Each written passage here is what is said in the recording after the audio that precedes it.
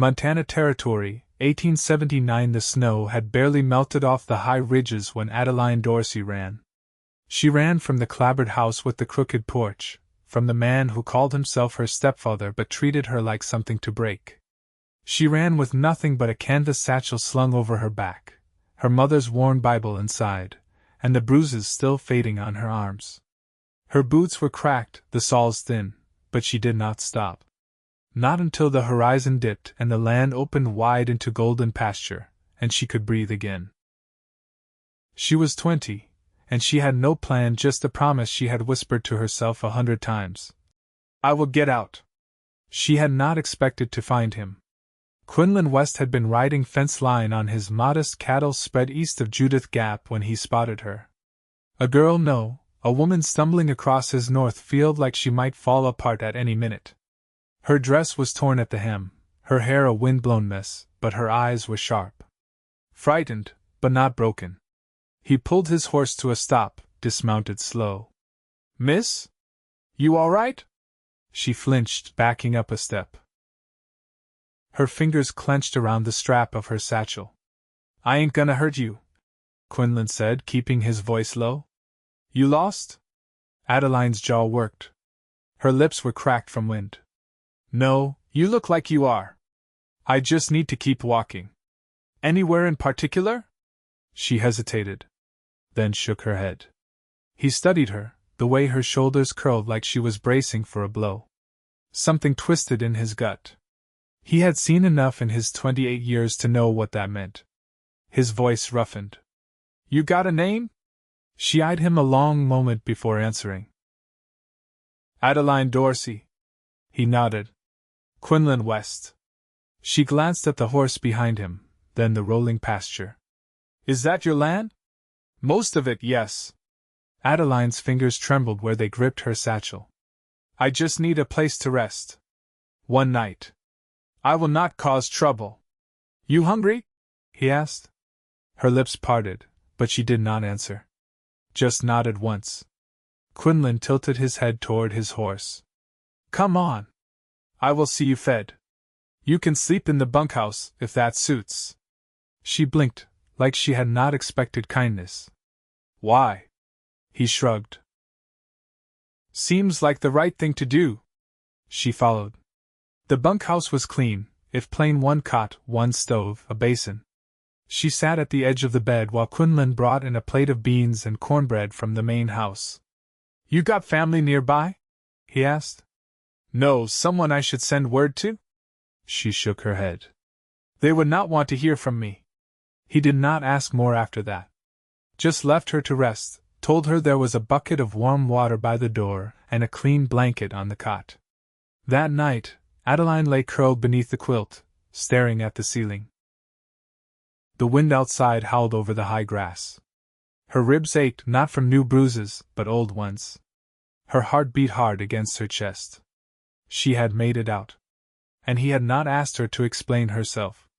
The next morning, she helped him feed the stock. You do not have to, Quinlan said, when she reached for the grain sack. I want to.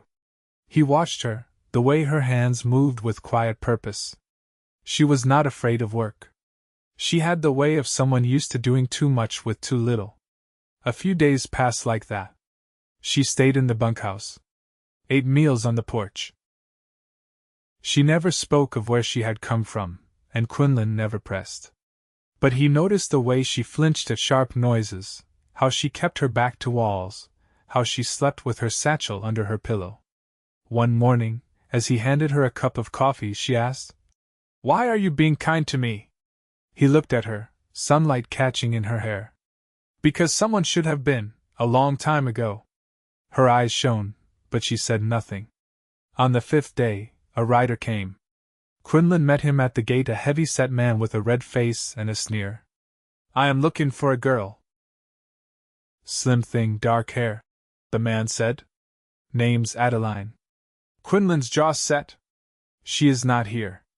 The man squinted. You sure about that? Quinlan leaned on the gate. Dead sure. The man spat into the dirt. She is my property. No, she is not. You hiding her, Cowboy? Quinlan's eyes went cold. I do not hide people. But if she is here by her own will. You think a piece of trash like her can make choices? Quinlan stepped forward. You best ride on. The man stared at him a long moment, then turned his horse and rode off. That night, Adeline stood by the fence, arms wrapped around herself. Quinlan found her there, boots crunching soft over gravel. She did not turn when he came up beside her. He found me. He did not get past the gate. I ran from him. I thought maybe I could be something else. Somewhere else. Quinlan looked at her. The moon cast shadows on her face, but her eyes were steady. You can't, he said. She turned toward him, trembling. I do not care what came before, he said. You are here now. That is enough. She swallowed. You do not even know me. I know enough. You did not ask for help, but you took it with grace. You work hard. You do not lie. And you are braver than anyone I have ever known. Adeline's breath hitched. Why do you care? Quinlan took a step closer. Because from the moment I saw you walking through that field, I knew I wanted you to stay. She stared up at him. Why? He reached out, gently took her hand. Because this land has never felt like home until you stepped on it. Adeline's lips parted. Her fingers threaded through his. Slowly, she leaned into his chest. He wrapped his arms around her, held her like she was something precious. And for the first time in years, she felt safe.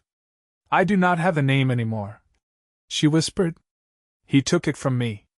Quinlan pulled back just enough to meet her eyes. Then take mine. Her breath caught. I mean it, Adeline. She stared at him, heart thudding. You would do that? I would give you all I have. Tears slipped down her cheeks. She nodded.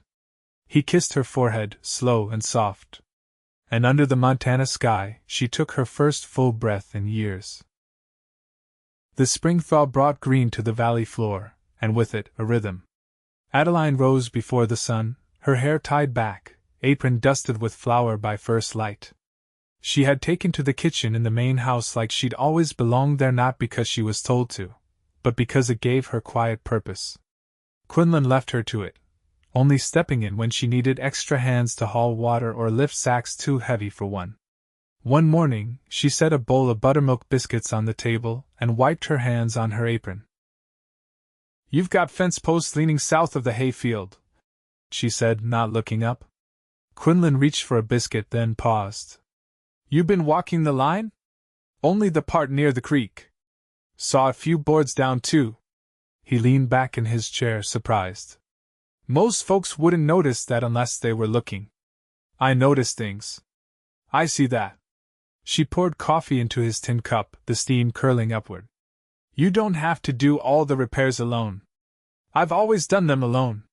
She set the coffee pot down. Well, you don't have to now. Quinlan studied her, the way she stood with her hands at her sides, steady and sure. You want to be part of it, don't you? She nodded. All right then, he said, voice low. That afternoon, she followed him to the fence line, skirts tied up over her boots.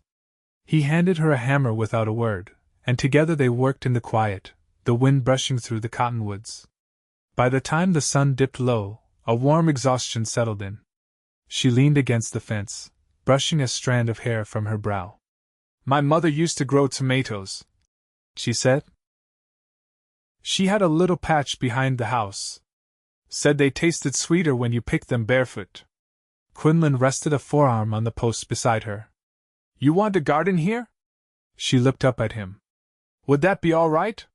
He nodded once. There's room near the spring. Soil's good there. For a moment, she was quiet. Then, I think she'd like to know I was growing something. She'd be proud of you. Adeline blinked once, then turned her face toward the open field.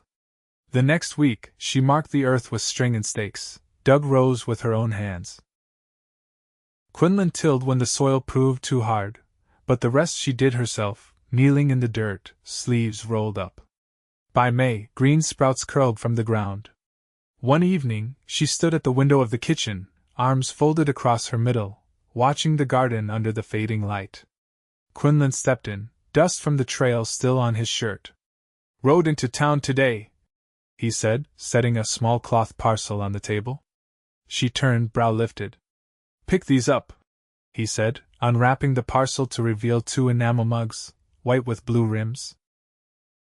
"Figured we ought to have something that matches." She picked one up, running her thumb along the edge. "You didn't have to. I wanted to." She set the mug down carefully. "It's strange." "What is?" "Being wanted." Quinlan took a step closer. "Well, get used to it." He didn't touch her, didn't reach for her hand. Just stood near. She looked up at him, eyes searching. "Have you ever lost someone?" she asked. He nodded slowly. "My mother. When I was 12. She was the only one who ever sang in the house." Adeline looked down. "Mine stopped singing when I was small." After she married him. Either of them spoke for a while. Then Quinlan said, "You don't have to forget her. Or any of it. I'm trying not to live in it." "You're doing more than trying." She lifted her eyes. "Are you scared?" "Of what?" "That this." She gestured around them, the house, the field beyond. "Might not last." He exhaled through his nose. "I was. But not now. Not with you in it." She didn't smile. Just stepped forward, placed her hand against his chest where his heartbeat thudded slow and strong. "I've never belonged anywhere," she said. "You do here. With me." She let her forehead rest against him. He wrapped his arms around her without hesitation, holding her like she wasn't a fragile thing, but something rooted. Outside, the wind settled. Inside, Adeline closed her eyes and let herself believe. By late June, the wheatgrass stood hip high in the eastern pasture, and the creek ran clear with meltwater from the high peaks. Adeline had taken to wearing Quinlan's old work shirts, sleeves rolled to the elbows, her skirts hitched up and pinned to keep from dragging. Her hands bore nicks and calluses now, same as his, though hers were smaller, finer. She didn't complain when the sun burned her neck or when her back ached from planting. She moved through the days like someone who understood how rare good hours were and meant to make them last. One morning, Quinlan found her bent over a pile of scrap wood beside the barn. She was sorting through lengths of pine, measuring with a bit of twine. "What are you building?" he asked, wiping dust off his palms. She didn't look up. "A pen." "For what?" "Chickens." He leaned against the doorframe. "We don't have chickens. I bartered for 6 hens and a rooster from the German woman who lives past the ridge. She needed help mending a torn bed frame." "You went all the way to the Kruger place?" She straightened. "You said I belonged here. I figured that meant I could start adding to it." Quinlan studied the way she stood chin level, eyes steady. "You figured right. I'll do the coop myself. I'll hold the boards." They built it side by side, with crooked nails and uneven joints. It wasn't pretty, but it held. That afternoon, she led the birds in with a trail of dry oats, laughing when one of the hens tried to perch on her shoulder. Quinlan sat on a nearby stump, watching her through the dust and light. "You're not afraid of anything, are you?" She wiped sweat from her brow with the back of her wrist. "I am. I'm just tired of letting it stop me." He didn't press. He could tell when something was finished being said. Later that week, a letter arrived by stage. Quinlan brought it back from the post in Judith Gap, handed it to her with the corner of the envelope damp from his ride through the creek crossing. She turned it over in her hands, mouth pulled tight. "I don't recognize the handwriting. You want me to read it first?" "No. I'll read it." She stepped out onto the porch, cracked the seal, and read with her back to him. When she came back inside, her face was unreadable, but her hands trembled faintly. "You all right?" he asked. She folded the letter into careful quarters. "It was from my cousin in Helena. She says my mother passed last winter." Quinlan said nothing, waiting. she said. It happened quiet. Just never woke up one morning. Adeline's voice didn't waver, but her grip on the paper tightened. I wasn't there. He stepped forward slowly, giving her time, but she didn't move away when his hand found her shoulder. She used to sing to me when I was small, she said. I'd forgotten that until just now. I thought I'd lost all of it, but I remember her voice, humming while she brushed my hair. Quinlan didn't speak. He only pulled her close and let her lean into his chest, her silence deeper than any sob. They stood like that until the light shifted across the floorboards. When she finally stepped back, her eyes were clear. I want to bury something for her. He nodded. We can do that. They walked out to the cottonwood stand by the northern fence line, where the breeze never stopped moving and the grass grew thick. Adeline knelt and dug with her hands, placing the folded letter into the earth. Then she pressed the soil down firm and laid a small stone over it, flat and smooth, the size of her palm. She never got to be free, she whispered. Quinlan crouched beside her. But you are. She looked sideways at him. Because of you. He shook his head. Because of you. I only opened a gate. You walked through it. That night, they sat on the porch as the last light turned the sky to ash and flame. She rested her head against his shoulder, and he laced his fingers through hers. I never thought I'd want to stay anywhere, she said. But I want this. He kissed the top of her head, slow and sure. Then stay. As long as you want. I want forever. He didn't smile, didn't need to. He just said, good. And they stayed there until the stars came out, the sound of crickets folding into the hush of a land that had finally welcomed them both home. By mid-July, the heat rolled in early and stayed late. The grass along the creek turned dry at the tips, and the cattle stood in the shade of the cottonwoods, swatting flies with their tails. Dust rose from every step, clinging to skin and settling in the corners of the house. Adeline had taken to tying a damp cloth around her neck while she worked. Her arms had browned under the sun, and her movements had grown stronger, more certain.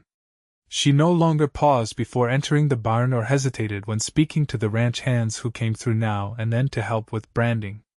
Her place was no longer borrowed, it was built. That morning, she found Quinlan near the north fence, bent over a saddle with the leather stripped halfway down. He didn't look up as she approached, just kept working the awl through a new strap. You've been up since before dawn, he grunted. That sorrel gelding's been bucking against the cinch. Figured I'd adjust it before he throws again. She crouched beside him, picking up the strip of worn hide he'd tossed aside.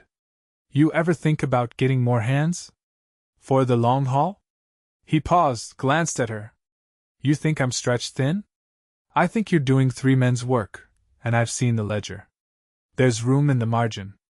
Quinlan straightened, wiping his brow with the back of his wrist. You've been through my ledger? You left it open on the table. I only looked at the numbers. He didn't speak for a moment, then gave a small nod. You're not wrong. I know I'm not. He chuckled under his breath, low and brief. You ever handled payroll? No, but I can learn. A silence passed between them, not awkward, just full of thought. You planning on taking over the whole operation? He asked, setting the saddle aside. I'd settle for running half. He looked over at her, eyes catching hers in the dusty morning light. You already do? They stood, the weight of unspoken things between them. Adeline dusted her hands on her skirt. I've been thinking about something else. What's that? I want to build a smokehouse.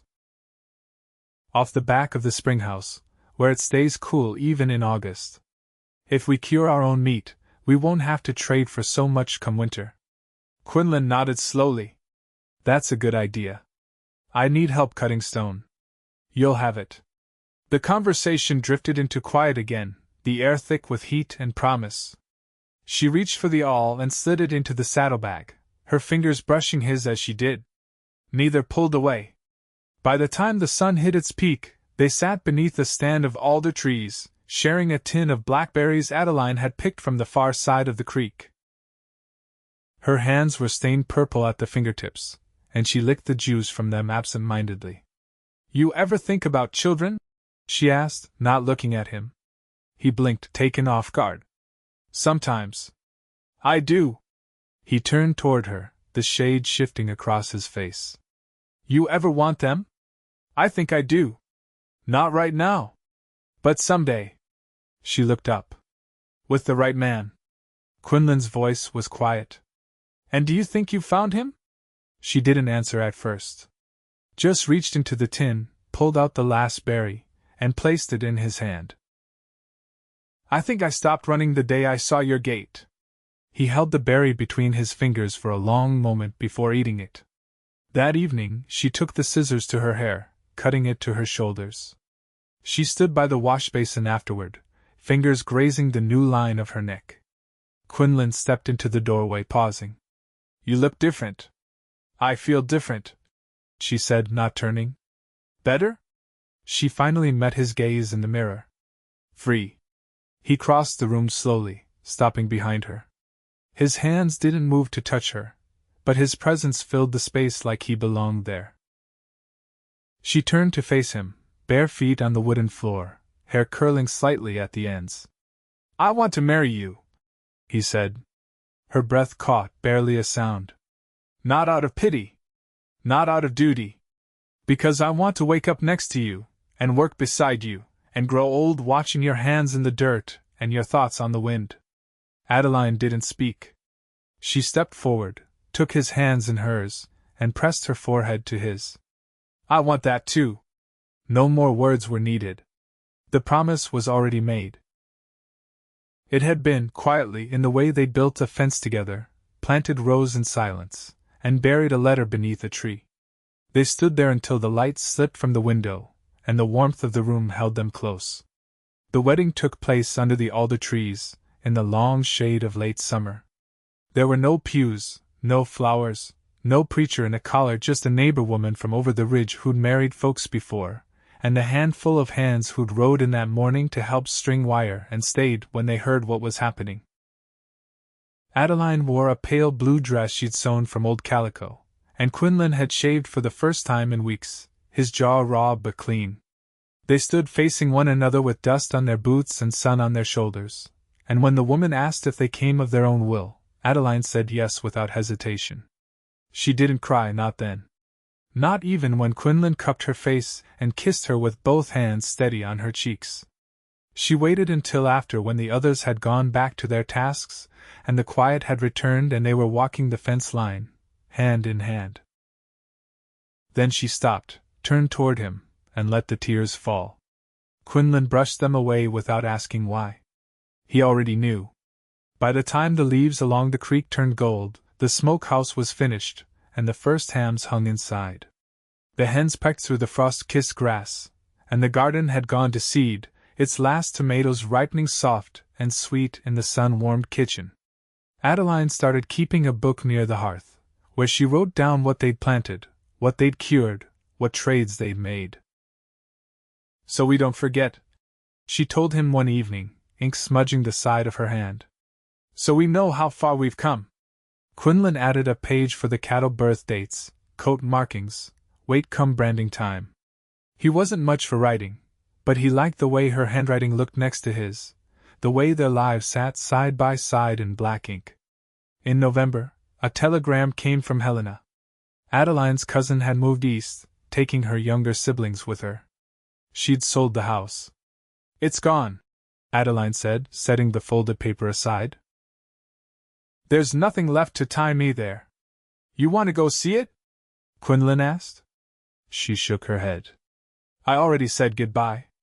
Snow came early that year. Not heavy, but enough to turn the fields white and quiet. They spent the long evenings by the fire, Quinlan carving handles for new tools, Adeline knitting from scraps of wool she traded for in town. One night, after the flames had burned low and the wind rattled the shutters, she looked up from her chair. "I thought I'd forgotten how to love someone."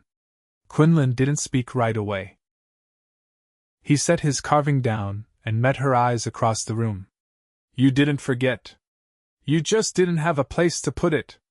She stood, crossed the room, and knelt beside him. He took her face in his hands again, just as he had under the alder trees, and leaned his forehead to hers. "You're my place," she whispered. "You've always been mine." The winter passed slow and steady, with days marked by the rhythm of chores and nights softened by warmth. They learned each other's silences, the way a glance could say more than a page.